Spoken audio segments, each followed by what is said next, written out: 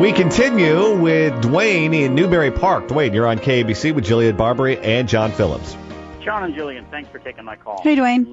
Love your show. Thank Thanks. you. I have a son who has schizophrenia, and in April I put him in jail because he was making death threats. Oh. And I got to tell you, for 13 years, I've tried to get him treated. I've tried to get him. You cannot put someone in an institution. They don't exist anymore. Yeah, I would. You know, it's funny you bring that up, and I have questions for you, Duane. But when John, you brought up the institutions, I was thinking, where are they? Like, No, is it they a got rid of them because they said that they were cruel. But you know what? You can bring them back and do it in a way that's not cruel. And I'm sorry, jail might be a little tougher than, is he getting treatment in jail at all, Duane? No, because he refuses treatment. Oh. Part of his illness is he doesn't believe he's sick. He doesn't think there's anything wrong. And when he started sending death threats, I finally had some evidence, and they had to be specific. He sent me emails and left voicemails. Oh my God, he threatened you? Yes. Duane, I have to say, as a mother, what you did, I mean, I kudos to you, because I was very conflicted. I mean, I'm going, do I put him in jail? Yes, because now he's safe, others are safe, and I'm safe. So what do you do? Someone is psychotic. Yeah. All bets are off. They will do anything. I mean, look at what these guys do. You have to be crazy. So did he ever? When did you start noticing? Was he diagnosed young with a schizophrenia? 19, and it's typical with schizophrenia. Although bipolar comes earlier, and with women, even schizophrenia comes later. But once someone's an adult, I can't even find out about his medical information. HIPAA protects him.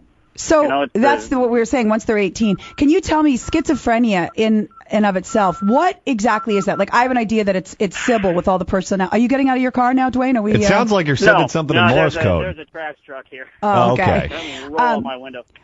But schizophrenia it's psychosis. It's a break from reality. And he, in his world, when he is paranoid, you can't tell him that the space aliens aren't coming to get him, because he truly believes it, and you can't talk him out of it.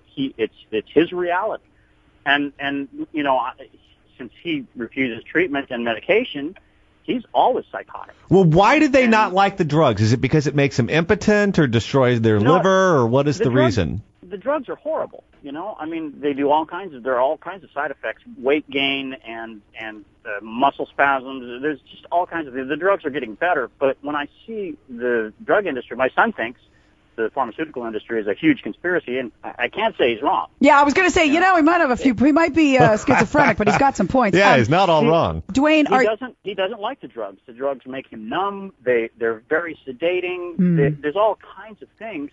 And interestingly, he's vegan, okay, and that's his religion, and he believes that his food will help him and whatever. But the drugs, they actually do help him, but he refuses to take them. Are you still force them on him? Are you still married to his mom? No, I am not. Okay. As a matter of fact, his mom and I have worked very hard for 10 years trying to get him treated, trying to get him admitted, and he's been on a 5150 hold several times. Wow. So where did he live? They take him in. He lives right now in jail, but he lived in Ohio. He lived in Ventura, so he's Ventura County. Did he try to self-medicate with illegal drugs? Or booze? No, because he's vegan. He's very clean, and I make a joke. I say, most people have to worry about their kids being on drugs, and I have to worry about mine being off drugs. Yeah, and the end result is the same. It's the same. Wow. How old is he now, Duane? He'll be 32 this month. So you've been dealing with this since he was 19. 19. That's a huge stretch on someone. And I got to say, for what you did, it took a lot of what a great parent courage to do that. And really, people don't know what to do. They don't. It's an untenable situation because the police come my son's been visited by the crisis team 4 or 5 times, and he doesn't fit the criteria. Eesh. Okay? And if you sit and talk to him for an hour, you begin to realize this guy's really out there, okay? But they only spend a few minutes. The crisis team, they don't sit and spend a ton of time. They do like a few basic questions and then they hightail it. He passed, and he's smart. He plays 7 or 8 musical instruments. He speaks 3 languages. If you talk to him, you'd think he was a lawyer. Well, Duane, it sounds like your son has a great dad. I'm just sorry that the law doesn't allow you to do what you need to do to fix the problem. I agree. And when everyone wrings their hands and say, "Oh, someone should have known. What could we do?" There is nothing that can be done. The saber-toothed cats are in the trees. Yeah, Duane, you make a great point. This guy in Santa Barbara, sure, maybe the parents did notice, but how do you know that you can't have the foresight to know that he's going to go on a killing spree with knives and guns? Nope. All right, more of your calls when we return. It's Midday LA. Jillian, Barberie, John Phillips, Talk Radio 790.